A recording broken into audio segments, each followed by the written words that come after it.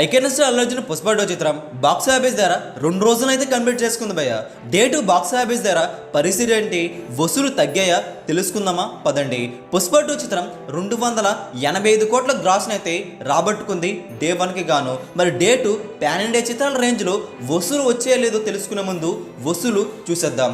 రీసెంట్గా వచ్చిన దేవరా చిత్రం చేసిన సంచలనం అయితే ఇంత అంత కాదు.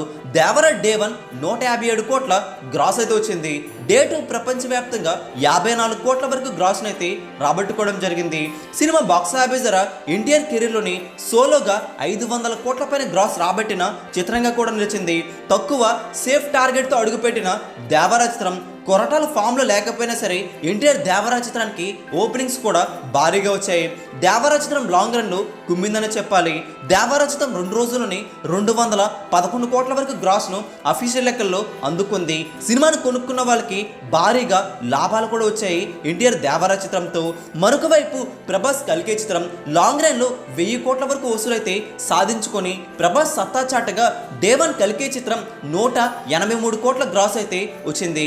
డే 2 సినిమా 96 కోట్ల 40 లక్షల గ్రాస్ని అయితే రాబట్టుకోగా 2 రోజుల్లోనే 279 కోట్ల 40 లక్షల వరకు గ్రాస్ అయితే రాబట్టుకొని సినిమా లాంగ్ రన్లో 1000 కోట్ల గ్రాస్ని అయితే కొల్లగొట్టారు ప్రభాస్ కల్కితో. సినిమా బాక్స్ ఆఫీస్ ధర జాతర మామూలుగా చేయలేదు. కల్కి చిత్రం కూడా భారీగా లాభాలు తెచ్చిపెట్టింది. ఇక పుష్ప 2 చిత్రం విషయానికి వస్తే డే 1 285 కోట్ల గ్రాస్తో ఆల్ టైమ్ రికార్డ్ని అయితే సెట్ చేశారు అల్లు అర్జున్. డే 2కి వచ్చేసరికి తెలుగులో డ్రాప్ అవుతున్నా సరే డే 2 బాక్స్ ఆఫీస్ హిందీలో కుమ్మేస్తుంది.